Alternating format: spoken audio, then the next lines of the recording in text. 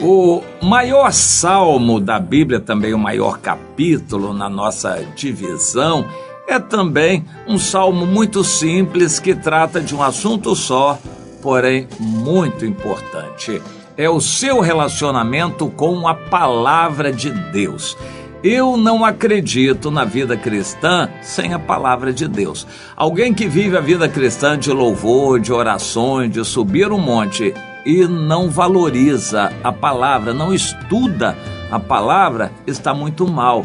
A palavra de Deus permanece eternamente, tudo mais vai passar, mas a palavra de Deus não vai passar. Nós temos que guardá-la no coração. E o quanto você ama é a medida do quanto você ama a Deus. Deus nos deu a sua palavra, está lá em João no capítulo 14. Você quer mostrar amor a Deus? Ame a palavra dele, foi o que Jesus falou. Portanto, se você tem realmente apreço pelo Senhor e valoriza a Deus, você vai guardar a palavra dele. Eu quero ler, então, neste Salmo 119, que trata desse assunto, a lei de Deus, inclusive focalizada sob diversos ângulos. Davi trata da palavra de Deus como lei, como estatutos, como juízos, como mandamentos.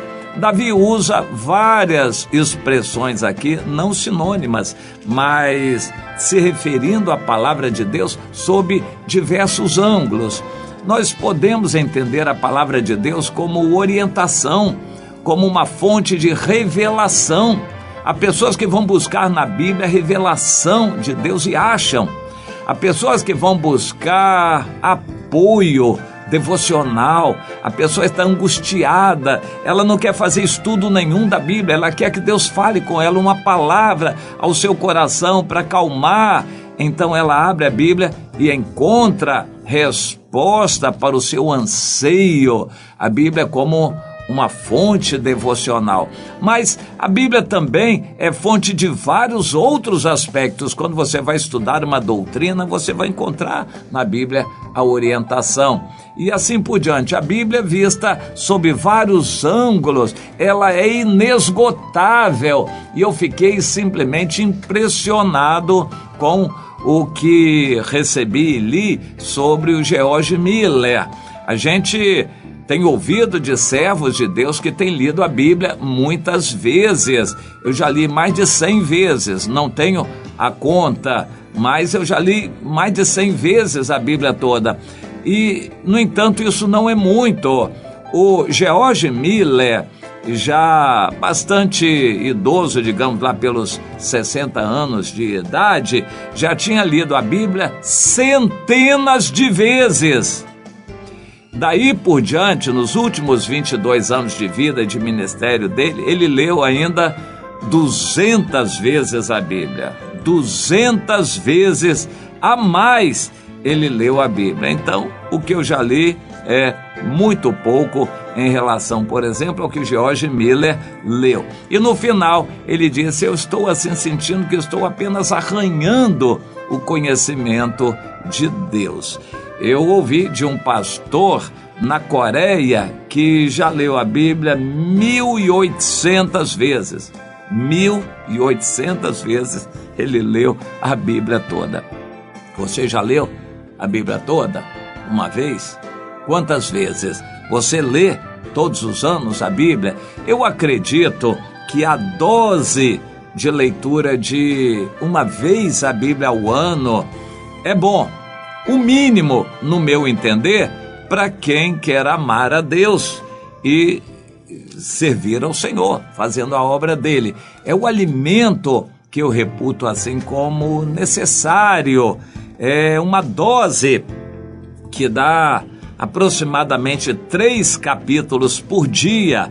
Ler a Bíblia toda em um ano, e nós fazemos um calendário e distribuímos para quem quiser, para você nos acompanhar. Há muita vantagem em ler a Bíblia juntos, porque quando você tem uma dúvida, outros ao seu lado, seus irmãos, também leram aquele mesmo texto, Então eles têm aquilo fresquinho na mente. Você pode não entender e um outro entender, ou aquilo que você entendeu ser de resposta para um outro que não entendeu o que leu. Assim nós temos muito lucro, muita vantagem em ler a Bíblia juntos, de acordo com um calendário comum.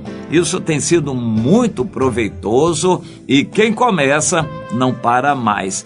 Quem lê não se arrepende de ter gasto aquele tempo e se disciplinado em ler a Bíblia toda em um ano. Porém, você ama a Deus? Leia mais vezes na forma de estudos bíblicos, em várias versões, porque nós estamos tendo no Brasil hoje essa facilidade também de conhecer muitas versões diferentes da Bíblia. Isso também é bom para um estudo com a finalidade de entendermos melhor o texto bíblico. Mas eu quero ler agora no Salmo 119, a partir do versículo 117, o que Davi disse: Sustenta-me, Senhor, e serei salvo. Sempre eu quero atentar para os teus decretos. Nesse caso, ele via a Bíblia como um compêndio de decretos de Deus, que são para nós como ordens, para nós cumprirmos. Desprezas aqueles que se desviam dos teus decretos, porque falsidade é a astúcia deles.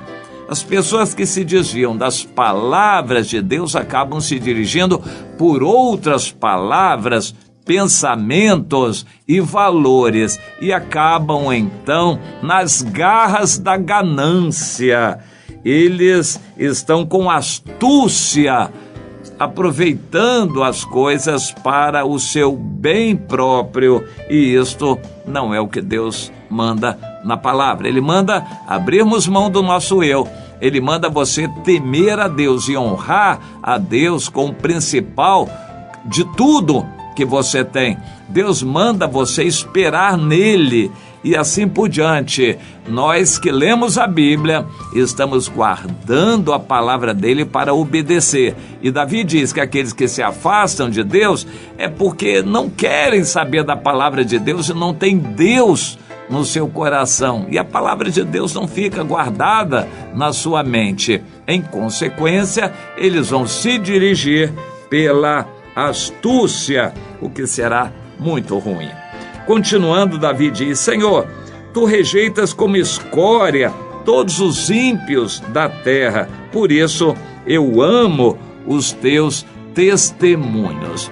Para Davi não ser enquadrado naquele grupo dos que serão rejeitados pelo Senhor e por fim condenados, Davi amava a palavra e se apegava a ela, porque para Davi a palavra de Deus era não somente a orientação, a bússola para dar direção à vida, mas era também o alento para o seu coração e o remédio para as suas feridas. A Bíblia era para ele também um caminho do perdão, por isso ele amava a palavra de Deus.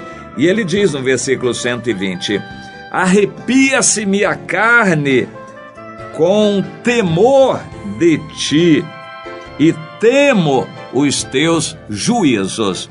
A Bíblia traz também juízos de Deus e são para serem falados. Hoje isso não dá ibope, as pessoas não querem ouvir e os pregadores não querem falar dos juízos de Deus. São pregadores de abobrinha, pregadores de flores, sem pregar os espinhos, pessoas que pregam a palavra de Deus como doce, mas não pregam como remédio amargo, como alimento necessário. São pessoas que estão querendo se aproveitar somente da superficialidade da Bíblia. São muitos pregadores que estão arranjando, descobrindo na Bíblia curiosidades que alegram o coração das pessoas, que agradam as pessoas. Davi diz que a Bíblia é para nos trazer temor a Deus. Quando você se lembrar do que Ananias e Safira fizeram com Deus e como eles foram fulminados na hora, quando você se lembrar dos juízos de Deus, você também vai ter uma atitude de temor a Deus. E eu quero lembrar também que o seguinte, quando a Bíblia é para você colocada na forma necessária, a consequência é que isso traz prazer, isso traz alegria. Então Davi diz nos versículos 129, aqui do Salmo 119, o seguinte: os teus mandamentos são maravilhosos, e por isso eu os cumpro de todo o coração. E a explicação da tua palavra traz luz e sabedoria às pessoas simples. Eu tenho realmente prazer nisso. O amor, o apego à palavra de Deus, quando a gente está em paz, isso vem trazer prazer e alegria. A palavra de Deus é medo e juízo para os que querem andar nas trevas, porque serão condenados pela palavra de Deus. Você se lembra de um rei em Judá, dos últimos, chamado Jeoaquim? Ele não gostava de Deus e andava no pecado. Quando o profeta Jeremias escreveu o livro, os príncipes levaram ao rei e o Jeudi começou a ler para o rei. Quando começou a ler as palavras de Deus, o rei não gostou, começou a cortar o rolo escrito com canivete e jogar no fogo. Ele não queria a palavra de Deus. Hoje tem muito crente que não quer a palavra de Deus. Eles querem oração poderosa, querem culto bonito de louvor, de testemunhos, eles querem subir o monte, buscar a bênção, mas eles não querem a palavra de Deus. Então, é triste, e para esse tipo de gente a palavra de Deus vai ser condenação. Você não ama a palavra de Deus. Deus deu a palavra, você não ama, isso vai condenar você, vai ser muito triste. Pensa nisto, meu irmão, pense nisto, minha irmã.